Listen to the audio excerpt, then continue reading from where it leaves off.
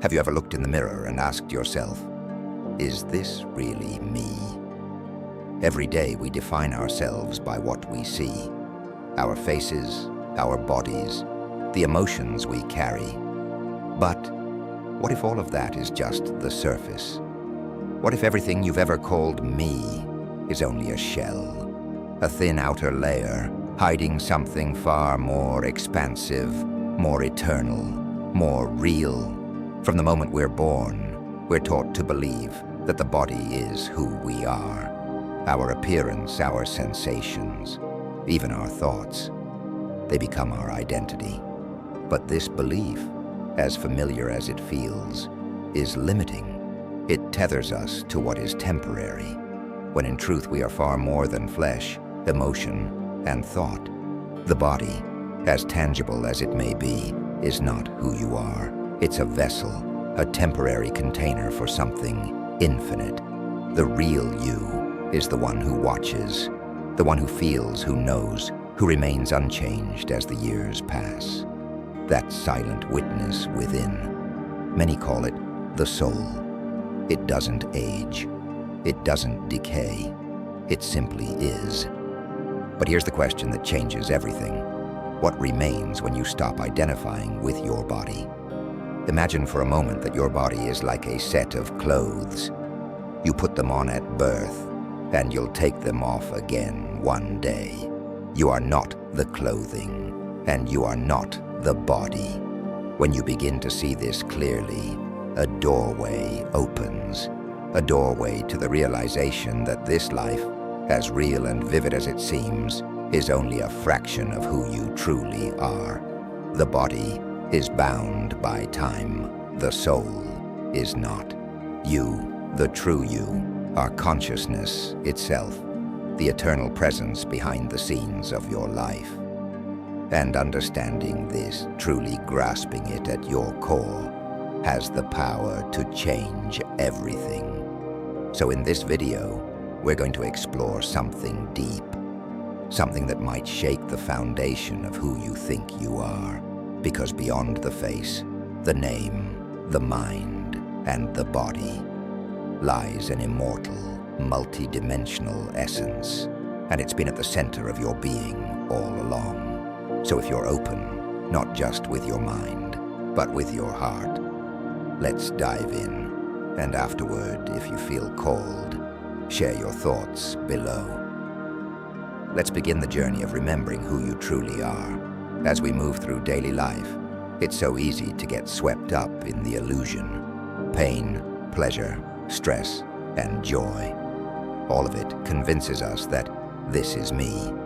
But when we stop and look closely, really closely, we begin to notice something remarkable. The body, for all its familiarity, is a tool. Like the ship the soul sails in while navigating the human experience. A traveler needs a vehicle, and so the soul wears the body. But why do we cling so tightly to this vessel? Because from childhood we're trained to believe it's all there is. We feel hunger and say, I'm hungry. We feel sadness and say, I am sad. Yet, these are experiences, not identities. The body is the interface. The soul is the user. And when we begin the spiritual journey, one of the first steps is understanding this separation. We aren't here to worship the body, but to use it wisely and consciously. It's a bridge between worlds, a beautifully designed machine for learning and growing. But if we mistake the tool for the self, we become trapped. We live small, fearful lives. We limit our potential by identifying with what will inevitably fade. So think of your body as a garment, one you wear for a season, and then leave behind. You have worn many such garments before, and you will wear many again. But through them all, the soul remains the same, unshaken, unchanged, eternal. Thoughts and emotions, too, are not who you are. They are passengers on this journey. They rise, they fall, and they disappear. But the one who notices them, that is you. True freedom begins the moment you stop saying, "I am sad," and start saying, "I feel sadness." The observer never becomes the observed. So if you're not the body, if you're not the thoughts, then who are you? You are the soul, the silent witness, a spark of infinite awareness, untouched by time or decay. This soul, your soul, has no age, no boundaries, no limit. It simply is. Ancient traditions across time have spoken of this truth. In Egypt, it was the Keva, the eternal force beyond death. In Hinduism, it's the Atman, the true self, connected directly to the cosmos. Buddhism speaks of pure awareness, a consciousness untouched by ego or form. The message is universal. You are not a body having a spiritual experience. You are a spiritual being, having a human one. And the one who watches, the one within you, is the same one who has watched for lifetimes. Have you ever noticed yourself thinking, and then noticed that you were noticing? That's Ait. That's the soul, pure, silent, eternal, unshaken by whatever storm the mind or body is facing. When you live from this awareness, life transforms. What once felt like obstacles begin to look like lessons. You start to realize that every difficulty, every joy, every loss was chosen, not by your ego, but by your soul as part of its growth. Which brings us to something deeply powerful: reincarnation. If the soul is eternal, what happens between lives? Reincarnation is not just a cycle of birth and death. It's the soul's evolution. Each life is a classroom. Each incarnation is a lesson. Sometimes the soul comes to learn forgiveness. Sometimes to experience joy.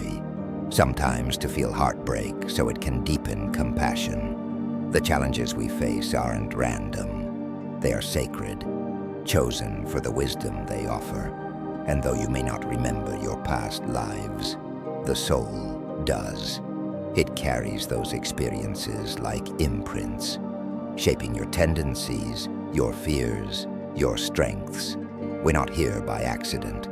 We're here on purpose, and every life brings us closer to remembering that purpose. The most painful moments in life often carry the greatest gifts.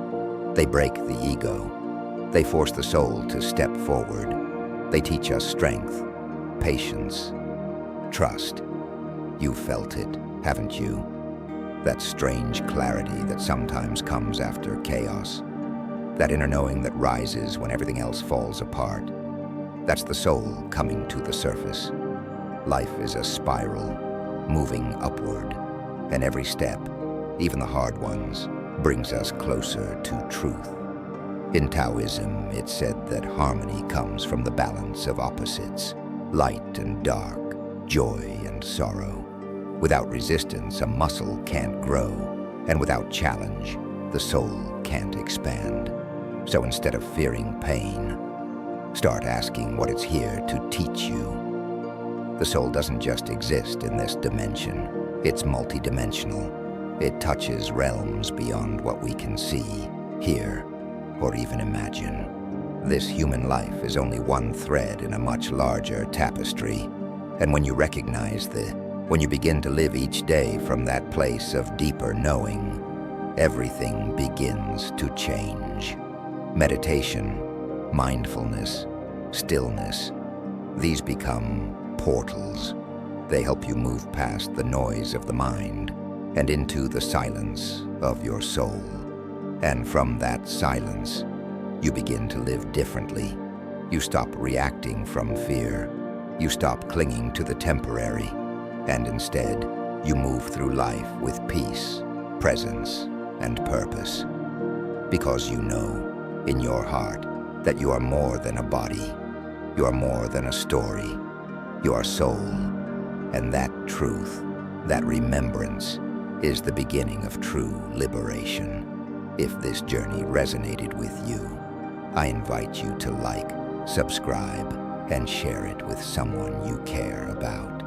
And in the comments, Let me know what this message stirred in you. Thank you for being here, for remembering. Until next time, take care of your soul, and I'll see you soon.